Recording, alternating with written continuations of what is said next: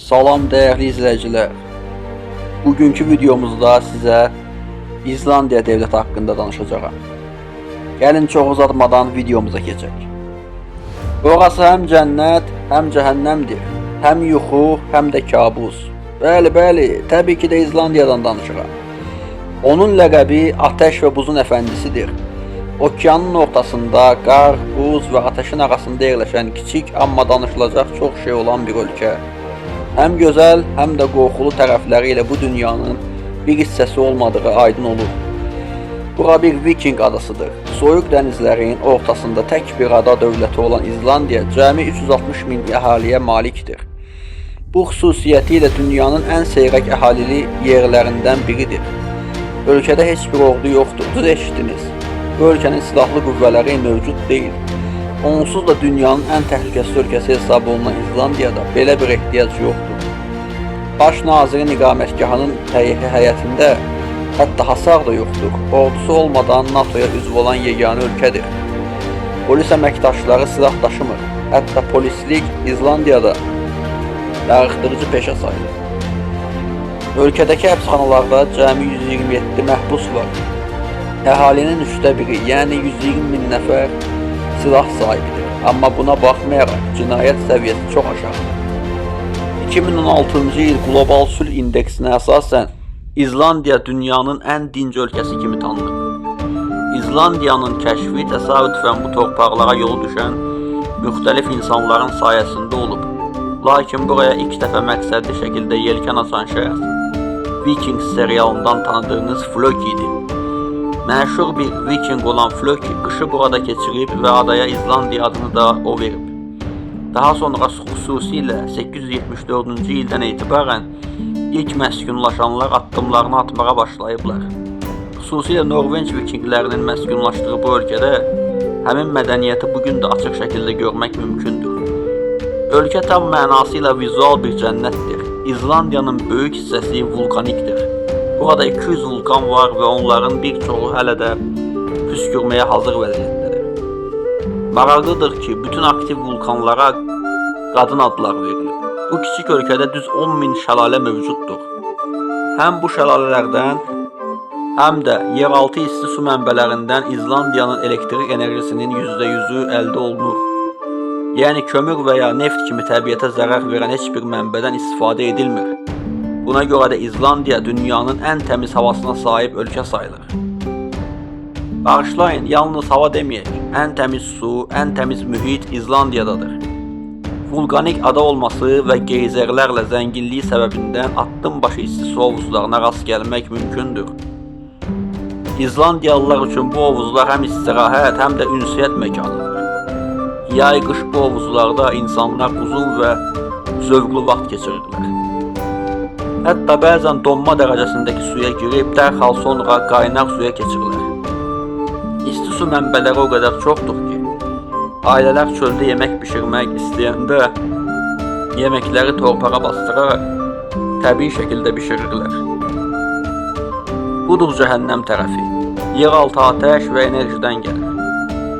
İzlandiya dünyada ən yüksək savadlılıq səviyyəsinə malik ölkədir. Adam başına düşən kitab və jurnal sayı bütün Avropa ölkələrindən çoxdur. Dövlət təhsilə və hər uşağa xüsusi diqqət yetirir. Uşaq hüquqları sayəsində də illərdir birincidir. Bizdəki kimi çox uşaq doğmaq kimi qəribə gözləntilər yoxdur. Az, amma yaxşı, təhsilli və cəmiyyətə faydalı övlad siyasəti mövcuddur.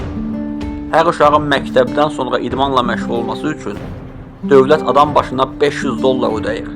Buna görə də Avropanın ən sağlam və idmançı cəmiyyəti sayılırlar. Gənclərin xoşbəxt və enerjili qalması üçün dövlət hər cür ekstremal idman növünü dəstəkləyir. Hətta bəzi ailələr uşaqları üçün müəyyən qaydaları yazılı şəkildə müqavilə kimi tətbiq edirlər. Onlardan biri ailə ilə birlikdə vaxt keçirmək məcburiyyətidir. 18 yaşına çatmamış hər bir uşaq müəyyən aralıqlarla sorğu dolduraraq ailəsi ilə münasibətlərini dövlətə bildirir. Nəticə, bugün İzlandiya gəncliyi Avropanın ən mehriban, sağlam və pozitiv gəncliyi sayılır. İzlandiyada soyad sistemi bizdəki kimi deyil. İnsanlar atasının adı ilə tanınırlar. Məsələn, adınız Əhməddirsə və atanızın adı Məhəmməddirsə, siz Əhməd Məhəmmədoğlu kimi tanınırsınız. Əgər istəsəniz, ana adı ilə də adlandırıla bilərsiniz. Atasının adını bilirsinizsə, ölkədə telefon kitabında baş nazirin və ya millət vəkillərinin nömrəsini rahatlıqla tapa bilərsiniz. Əgər küçədə -5 dərəcə soyuqda beşikdə tək yatmış körpə görsəniz, təəccüblənməyin. Çünki analar kafedə dostları ilə qəhvə içərkən uşaqlarını təmiz havada yatırmağa üstünlük verirlər. Bu yeni bir adət deyil, çox qədim ənənədir. İndi isə İzlandiyalıların özlərini tanıyaq. Onların ənənələri, vikinglərin qədim pagan inancını xristianlıqla qarışdıraraq çox fərqli bir mədəniyyət formalaşdırır.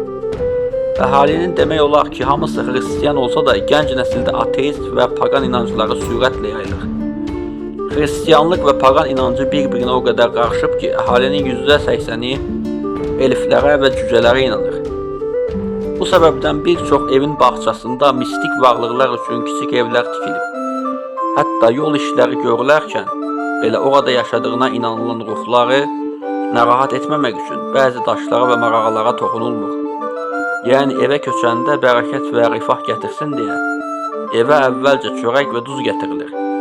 Bıçaq hədiyyə kimi verilmir, bu münasibətlərin pozulacağına işarə sayılır.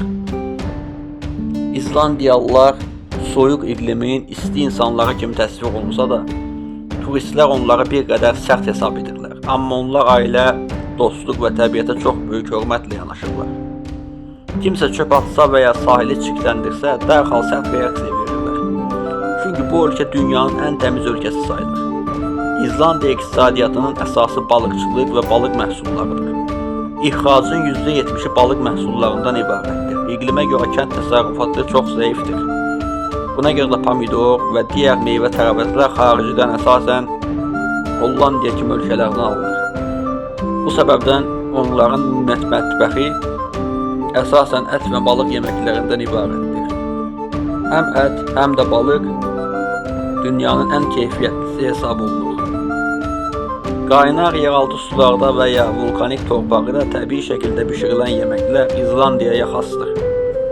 Hava -20 dərəcə olanda belə torpağı qazıb çörək bişirə bilirlər. Amma meyvə tərəvəz tapmaq çətindir, olanlar da çox bahadır.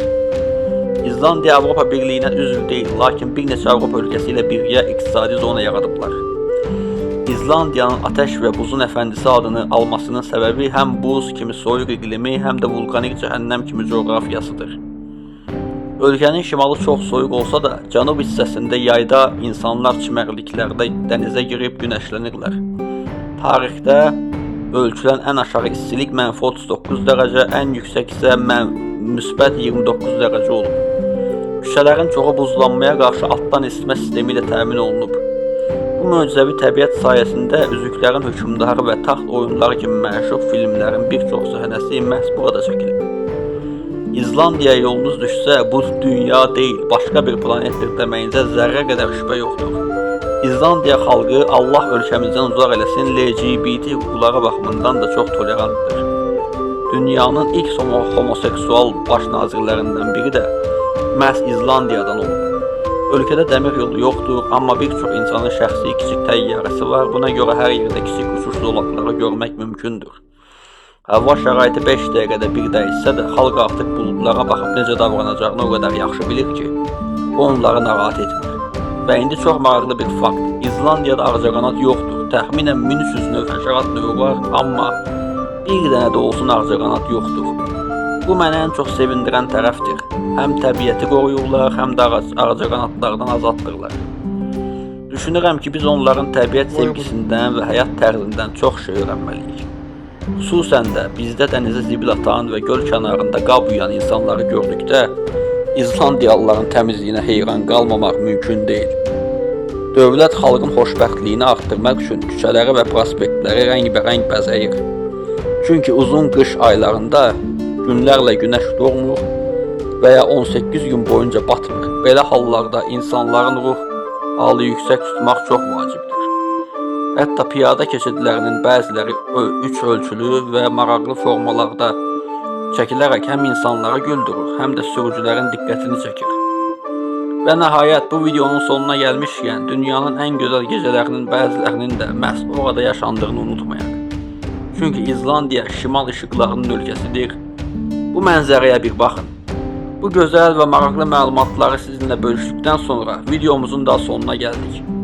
Dostlar, videomuzu bəyəndinizsə, videomuza like qoymağı və mümkünsə kanalımıza abunə olmağı unutmayın. Sağ olun, Allah amanında qalın.